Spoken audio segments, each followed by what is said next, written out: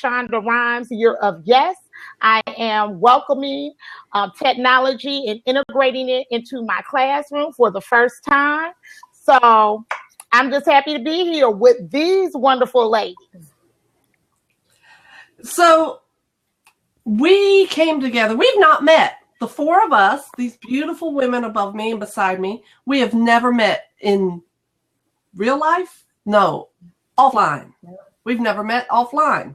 So we came together through a lovely little network called EduMatch, hashtag EduMatch, that was started by a very wonderful lady that we hope everybody will get to meet later on in our show. And we discovered that we had a lot of things in common and we had a lot of differences as well. And so, it just made this very unlikely EduMatch. And, we're just glad everybody is with us tonight.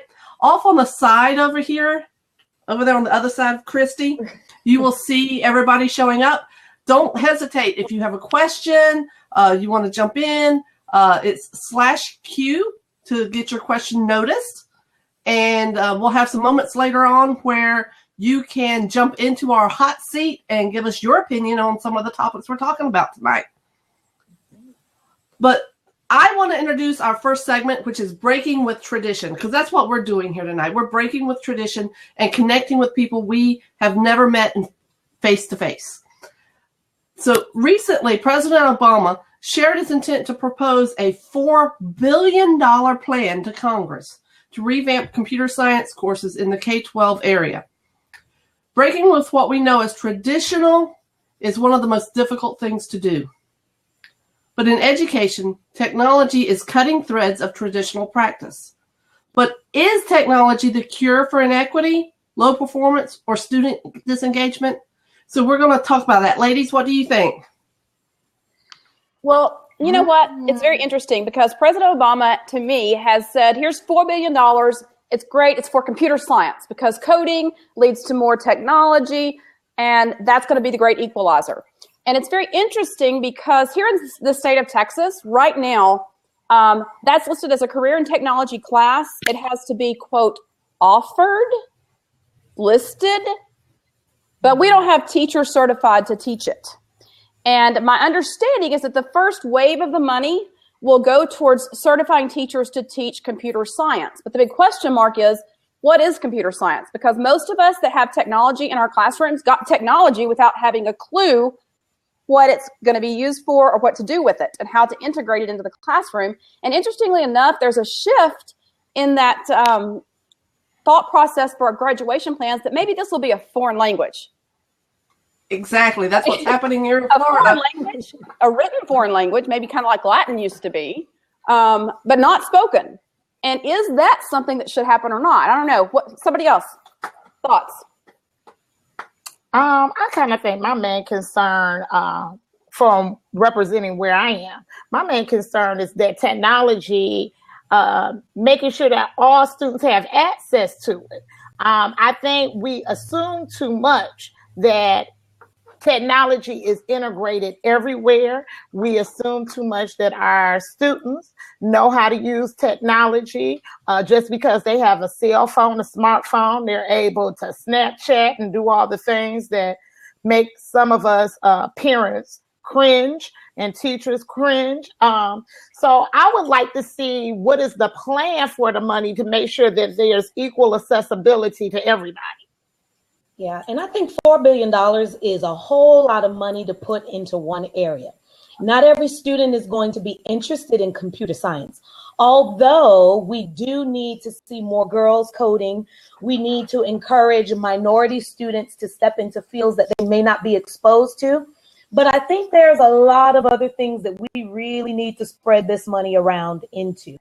I know President Obama's intentions are well, but we definitely need to be realistic. We can't force kids to go into one direction, but I think at the same time, when we're looking at standards and those kind of things, classroom instruction, we need that cross-curricular path as well.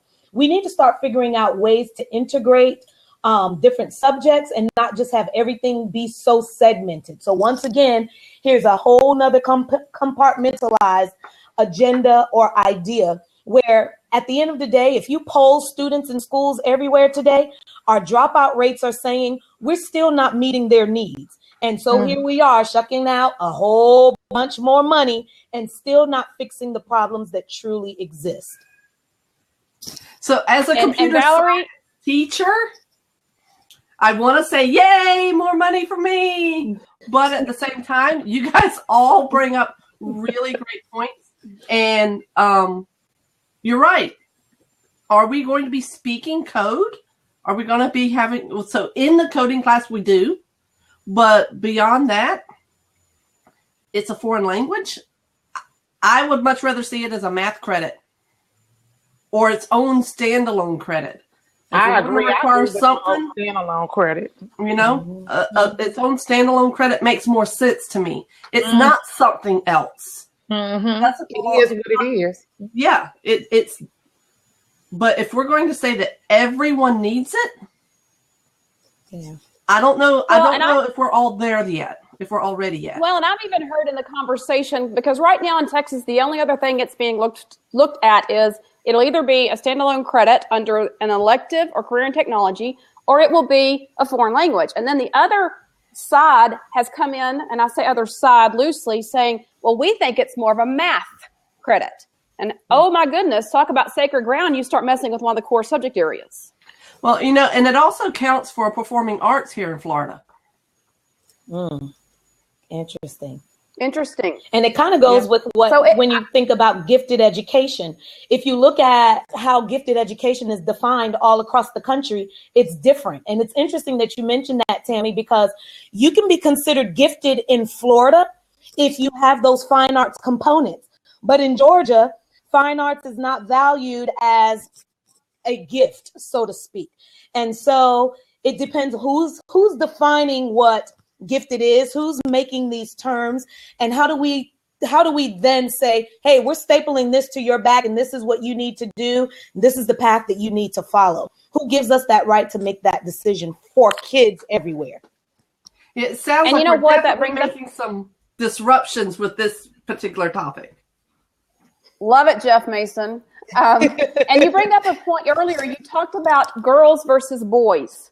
And that brings me to transitioning to another segment for us to discuss. As a female in our particular field, be it education or technology or both, we oftentimes are hitting still a glass ceiling, as we women have discussed before.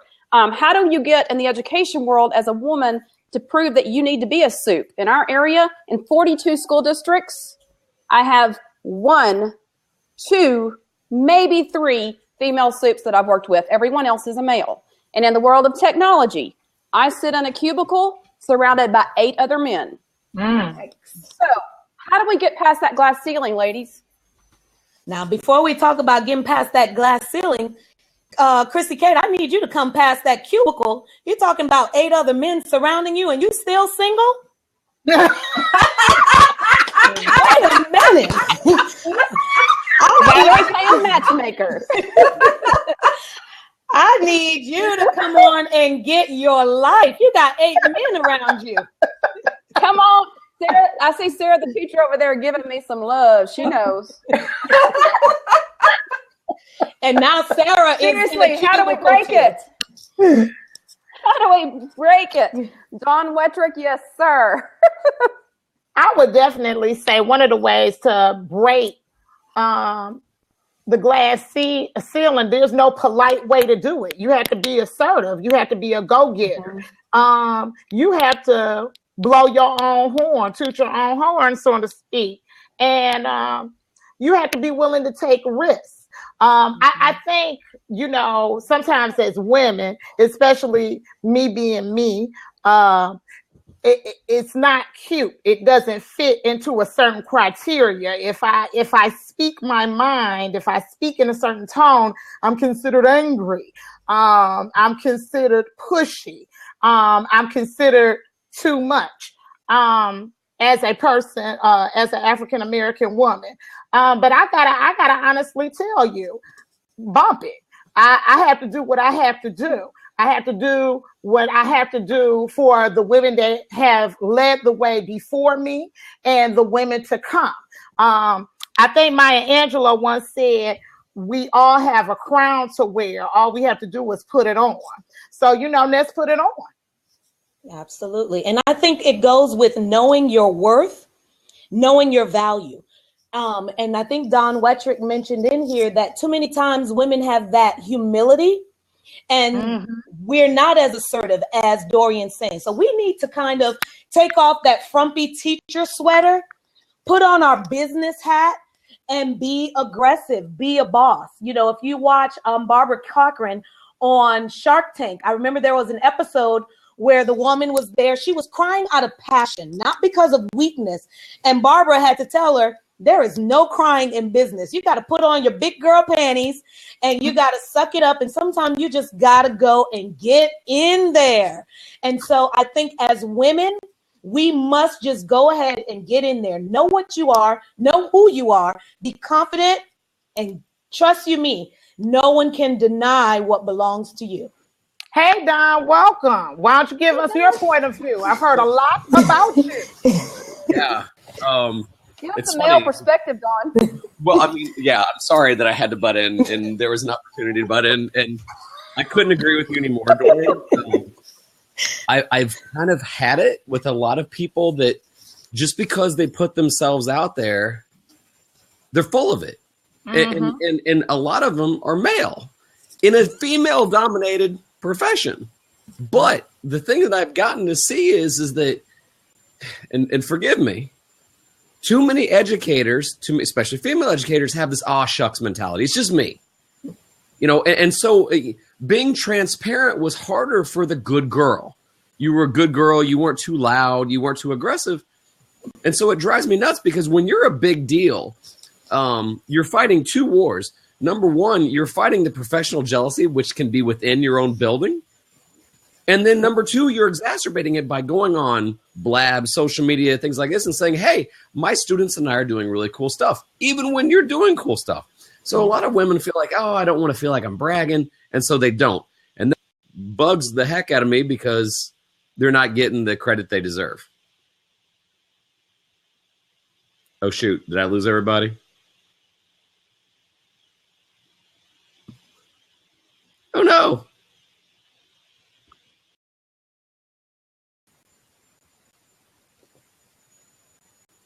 Well, small glitch. We're still here, everybody. Small glitch. Can we bring Don back on? I can jump back out. Hold on. No, you got it, Tammy. Okay, let's see. All right, are Hey, we Don. good? Is he still around? All right, maybe Don will come back. He All right, says Don he says made he his made his point. Let me say this. Watch your back. He Are you has happy, said Don? what he has said. Watch your back. Well, let's talk about one of the women in the live that has influenced the lives of the four of us, that has broken that ceiling on so many levels. Our social media shout out tonight is Sarah, the teacher, Sarah Thomas. Sarah Thomas is the reason the four of us even know each other exist. Come on up Sarah to the table, Thomas is Sarah. the reason. And so, Sarah, we want you to jump in for a few minutes.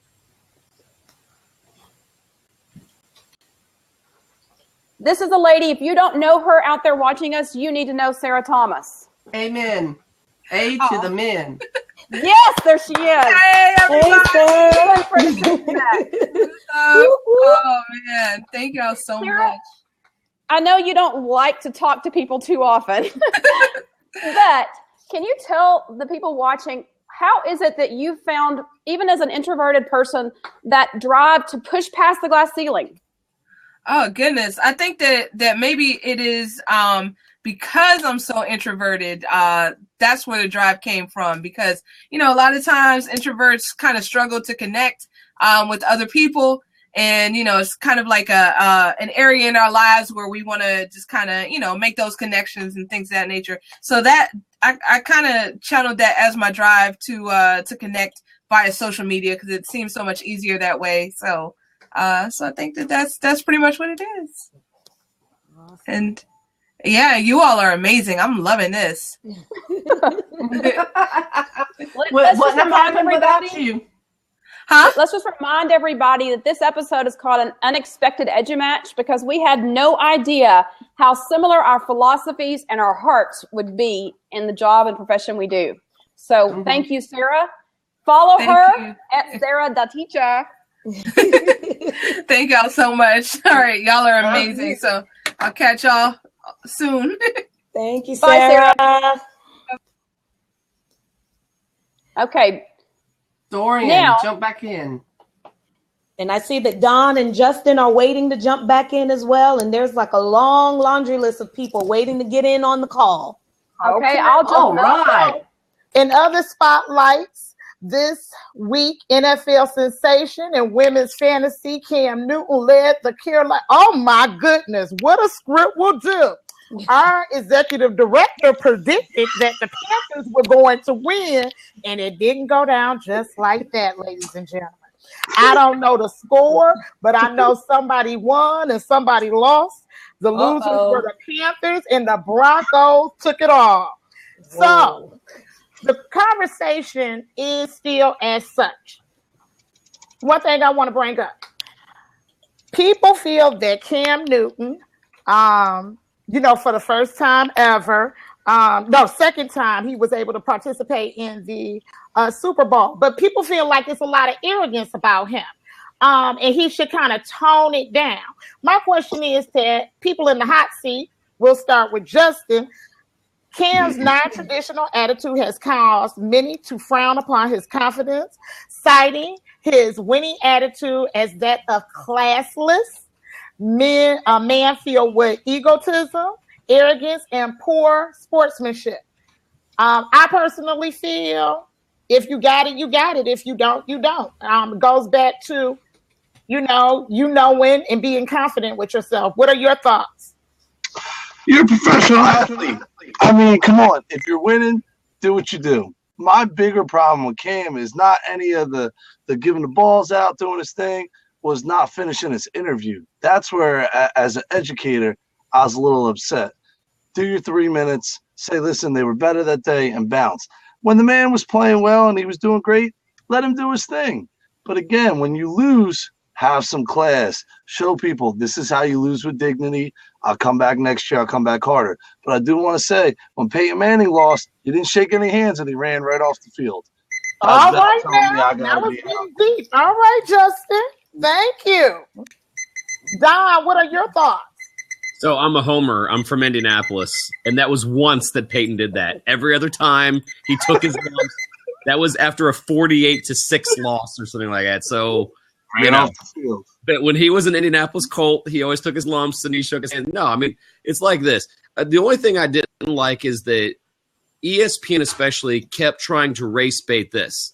That somehow, because he was a black quarterback, people were upset about him showboating. He's not been the first to be. People don't like Tom Brady good looking. People don't like a lot of pro athletes. So when people had a hard time with Cam being Cam, I think the media tried to hype it more than anything. And yeah, he does some showboating, but I totally agree with Justin. Look, when you win, you can showboat, but when you lose, take it. Be gracious. A lot of kids are looking up to you.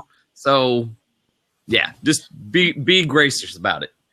But didn't I see something in the media where it did actually show him go over to Peyton Manning and he smiled and exchanged words, but the media didn't seem to capture that moment. Right. Well, I think they captured the moment, Valerie, but I think also, too, and let's talk about this. If we're going to talk about the whole thing, let's talk about the whole thing, gentlemen. It was also overheard on the Broncos side that somebody was making, nuances during the interview and egging him on. And at the slight of losing control of oneself in his attitude, he just decided to bow out and not discuss it. Now, I don't know. I don't know. I think you got to look at both sides of the story. I know my temperament. I've been known to go off the handle or two, and maybe it would have been best for somebody like me to just bow out with my flip flops and socks on and my Versace pants or Gucci pants, whatever kind of pants he had on, and go about my business. I done lost the game. What is it to say? I lost. You saw it on TV. Now, Don and Christy. Go ahead, Don. You know, I think we'll all agree on this is much ado about nothing. These are grown men that play pretend for a Sunday afternoon, and they get paid well to do it. And we're micro-analyzing how somebody reacted out of something that really didn't. Yeah.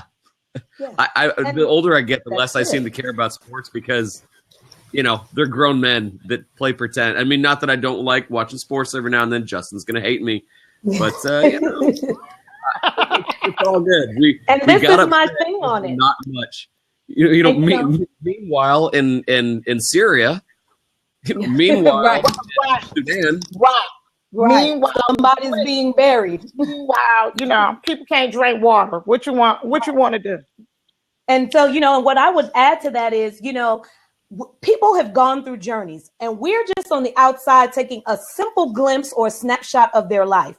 You know, and it was mentioned how Cam Newton came from humble beginnings, and he accomplished something great within his first year. So who am I, this little old person on the sidelines, to pretty much voice my opinion on how he should celebrate his victories and his accomplishments? You know, one point I like to make is think about when you're in church on Sunday morning or Sabbath morning, and you've got the little old lady going down the church aisle with her tambourines, and she's shouting hallelujah, and everyone's giving her the side eye like, and who in the world does she think she is? I don't know what she just came out of this week. I don't know why she's praising. So who am I to say how someone should celebrate their victory? Oh, they need to keep quiet and humble themselves. That is not my place, and that is not my business. So for me, I say, Cam, shout on, do a dance, lift some turf, do whatever you need to do. Hey, you earned that, and go get it and keep getting more. I agree. Yeah, I think, again, when people see him in good times, and of course, you know, I did like the fact that, you know, they were doing stories, you know, he goes over and gives game balls to things like that. You know, in good times, then we don't mind it. In bad times, they wanted some humility. But I think the bigger issue with a lot of people is, you know, they feel like it's an attack on them. That when Cam goes over and scores touchdown and dabs, that somehow they're offending your team. Your team doesn't care about you. Yeah. This is a guy that's celebrating his accomplishment on his terms. It's not about you. So when I see people that are like, "Oh, that was so disrespectful," to who? To you? He doesn't know you. He doesn't care. So that's right. All right, thank you so much, Don. I enjoyed meeting you. I've heard so much about you through the airwaves. Thanks, Don. See you guys. It was fun. I need to follow you guys. You guys are a hoot. Christy, as always. Thank you. Always. Yeah. Whataburger waiting for you, Dawn, next time you come to Texas. And speaking of food, I like to watch the commercials as well as the football game, as well as the halftime show, but there weren't very many awesome food commercials this particular Super Bowl. There were some Doritos commercials. But in thinking through this particular episode of an unexpected and unlikely EduMatch, I got the food segment. And I'm going to bring in the bacon brownies. The what? Bacon and chocolate. How much better can it get? Yes, it is bacon brownies. So if you didn't have bacon brownies at your football party, ladies, you and the guys were missing out.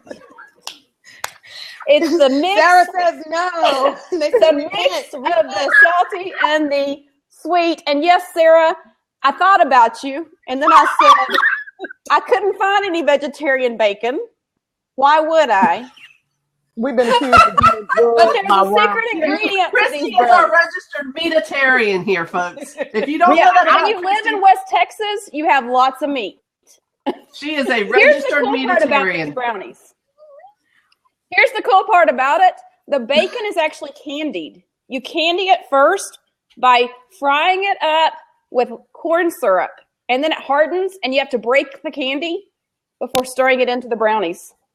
Ladies, I'm telling you, an unlikely match that is perfection. Ron says, salty and sweet. the heck? Heart attack waiting to happen. But we had to bring a little fun into the match moment that's unexpected. And I promise you this, in the state of Texas, these things will be gone in a heartbeat at the next Super Bowl party. Where can we find this recipe, Christy K? This recipe, I actually got it off of Lifehack, but I am going to give it to Tammy. Tammy is in charge of our website. We have a DCTV 430 blog spot, and you'll be able to find this recipe and some pictures of I was making my brownies. So we'll have that on there for any of you who are bacon and chocolate lovers. Oh, my Lord. Jesus. It reminds me of my brother putting ketchup on his white rice to be able to eat it. It's just an unlikely match. I never got that and why he needed to do that. But yeah, ketchup on white rice doesn't work for me. Anybody else have any crazy food pairings? Yeah, I have one. So leftover mac and cheese, like after Thanksgiving or something like that. A little bit of barbecue sauce on it. I love that cheesy and that saucy. Barbecue sauce mixed into your mac and cheese. Well, in Texas, that goes right along. Yeah, and it might be that it came from the barbecue, but Magic Pants Jones, Sean Farnham, says he just had a chili pepper mango cookie. Now, I will tell you that Sean, I can tell you from personal experience, Sean knows how to make some cookies. He is a cookie baker. Right. And he comes up with some unique combinations that are phenomenal. And if you are in Florida, March 5th, his school is hosting Ed Camp St. Augustine on March 5th. So if you're in the area, register, come down. He may even have a batch of cookies. Oh my Lord. Anybody else? You see, I'm quiet. I'll jump out if somebody wants to jump in. We're at the end.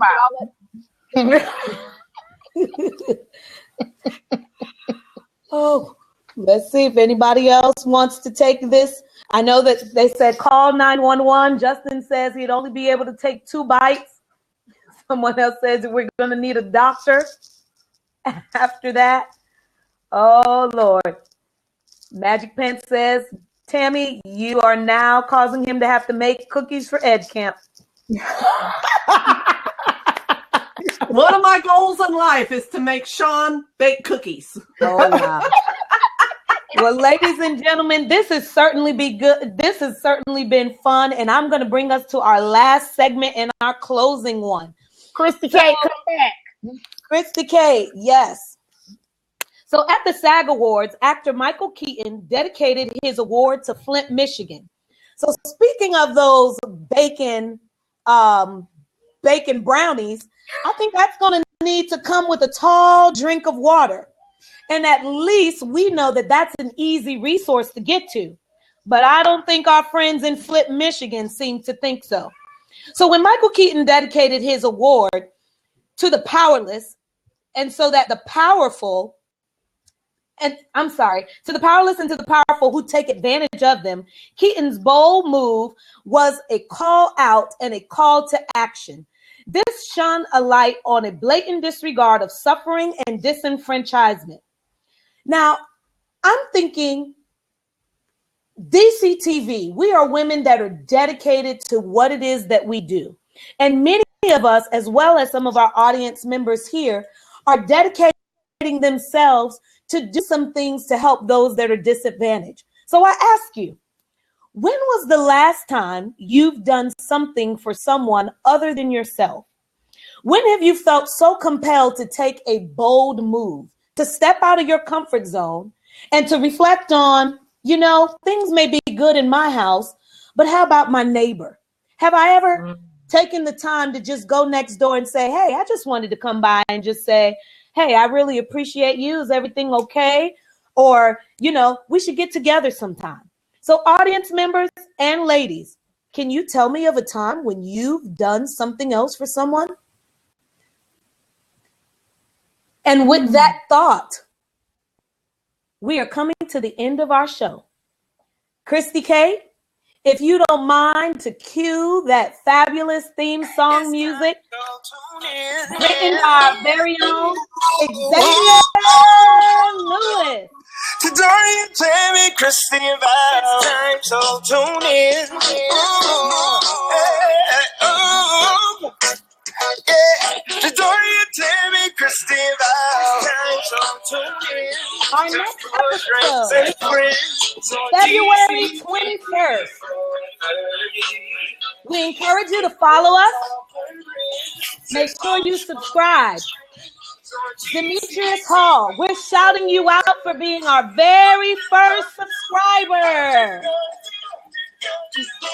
Big thanks to Michonne for being our executive producer. Michonne Vaughn, thank you so much. And a big shout out to the Antidote to R&B for our fabulous theme song. Woo! So join us for our next talk on February 21st, where we'll be talking equity and access. We are DCTV 430. 4 women, 30 minutes, and we're not from Washington. From Washington.